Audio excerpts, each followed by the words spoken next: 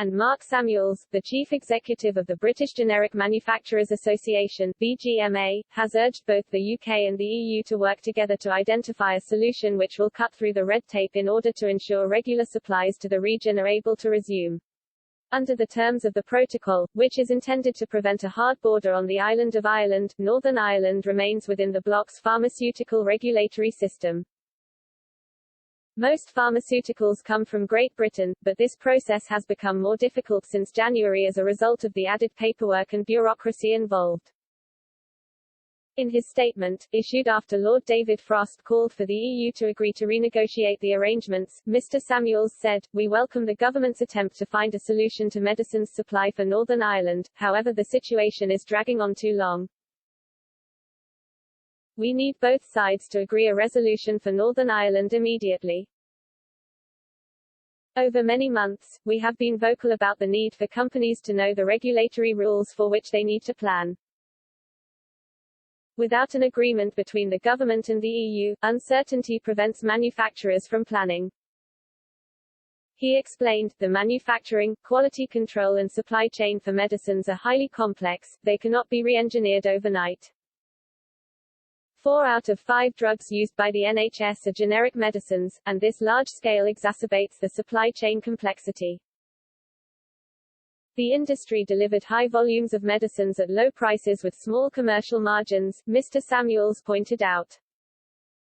He added, "It thrives on simplicity and efficiency but is now caught in a complicated situation with Northern Ireland, which under the protocol is treated as part of the EU, requiring different medicines regulation rules to the rest of Great Britain. This situation threatens to prevent companies from supplying an identical product to Great Britain and Northern Ireland. The result of this duplication would be to require extra warehousing, laboratory testing and technical specialists. Such duplication could make supplying Northern Ireland unviable in the longer term," Mr. Samuels admitted. He said, "After months of asking for a stable agreement between the government and EU, our companies have been forced to put on notice over 2,000 medicines for withdrawal from Northern Ireland.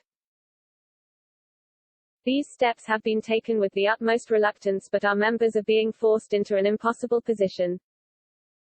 We need all parties to set aside the politics of Brexit and put patients first. The UK government has insisted there is no immediate risk to the public. However, a spokesman said, it is crucial the people of Northern Ireland have the same access to the full range of medicines as other parts of the UK. The UK government continues to work closely with the EU, industry partners and the Northern Ireland Executive to address outstanding issues with the Northern Ireland Protocol and minimise its impact on day-to-day lives. We have proposed bespoke arrangements that would enable medicines to move from or through Great Britain into Northern Ireland without the need for expensive and burdensome retesting. Solutions must be found urgently to address this issue and others and we await a response to our proposals from the EU in writing.